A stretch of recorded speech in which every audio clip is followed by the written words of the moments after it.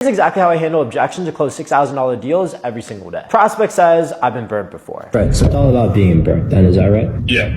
Gotcha. You probably had like a girlfriend back in like high school or middle school, right? Yeah. And is that the person you married today? Actually, let me say, just to test you a little bit, no, I didn't, because that's when I was a fat fuck, so no experience. Right, no, so that's the exact story I want you to use, man. Why didn't you just give up on dating in general after one bad experience? Yeah.